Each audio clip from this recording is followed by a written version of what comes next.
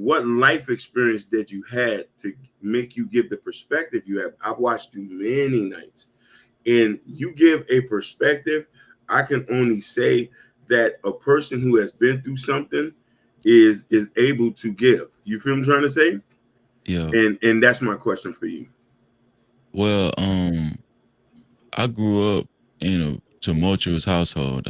Like I didn't really have the proper guidance that I should have had. My dad was in the street, and my mom, she was sick for a majority of her life since she conceived us. You know what I'm saying? So I ain't really have no what you would say like a proper source of guidance. You know, they did the best they could. You know what I'm saying? But uh as I got older, because I experienced, mental health issues myself too, depression, anxiety.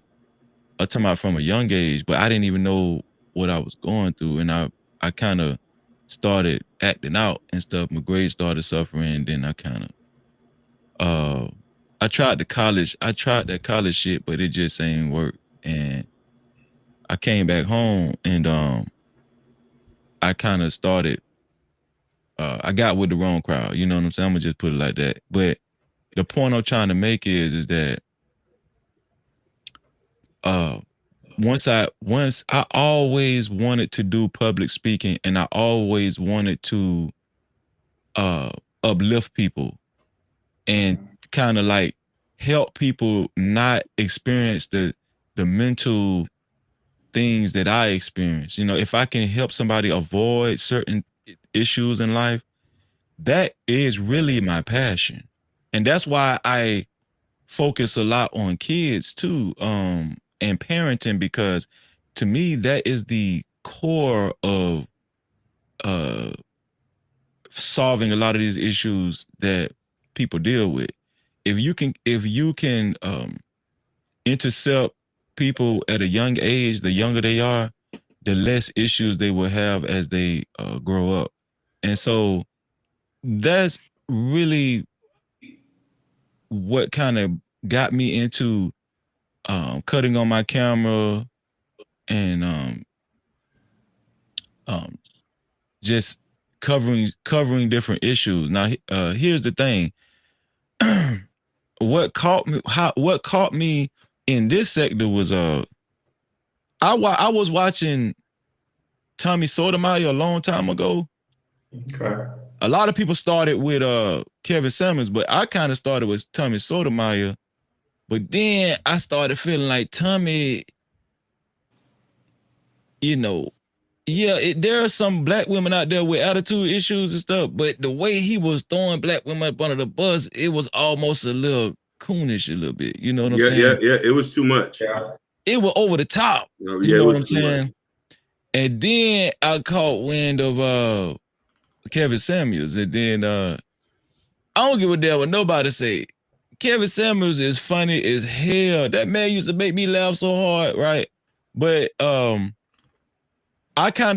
I watched him for a short minute. I wasn't really an avid watcher of Kevin Samuels, but I watched him because the way he was dialoguing with women and stuff, um he kind of did make some good points and everything, but it was just a little different. I never really seen a black man talk to black women like that in that nature.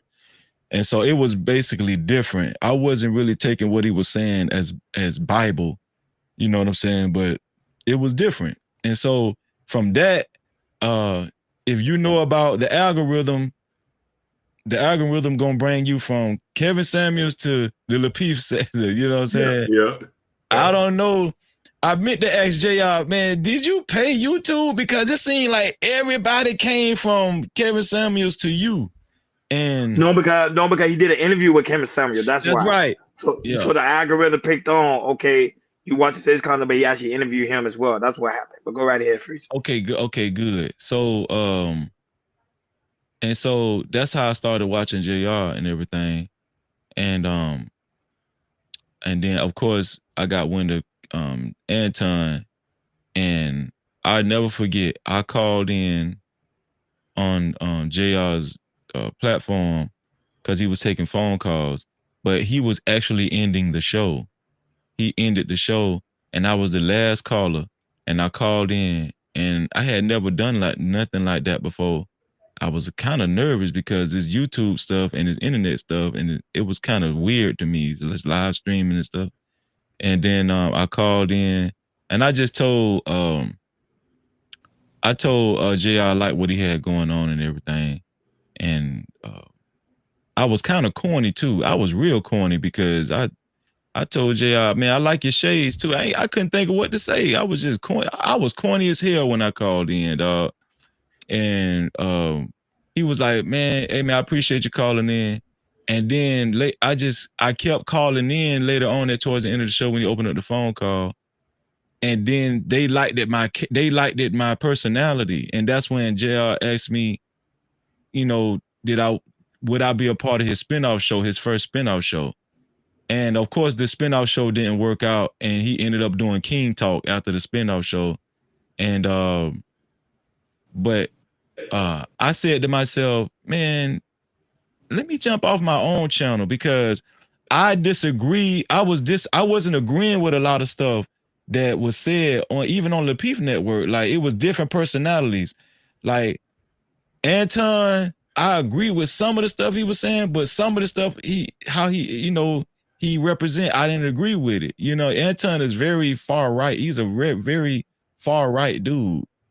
You know, and like even when Anton said this is not a black platform, I didn't agree with that because I just felt like you were doing black people a disservice to not acknowledge that if it wasn't for the large number of black people that was actually supporting and watching the Lapeef network, man, this shit would not be where it's at, bro. So I just felt like it was just not, you know, a smart move to disparage black people and say this is not a black, you know what I'm saying?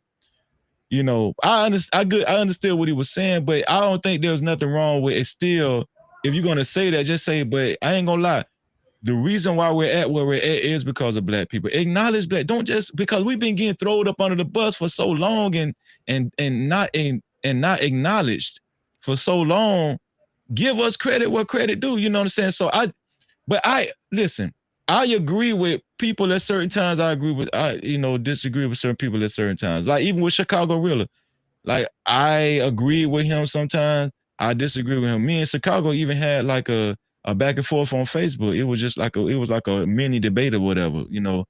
But I had decided, you know what, I'm gonna just strike up my own shit, and because I felt like I could take more control of my own message and what I want to represent. And I started doing pre-recorded videos.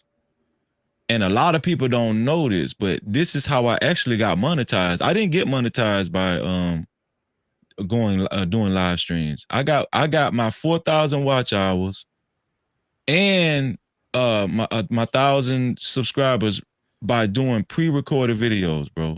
That's Listen in, doing content creator. He giving out free game. Go ahead, Freezy. You giving out free game right there. Go ahead. Well, for one,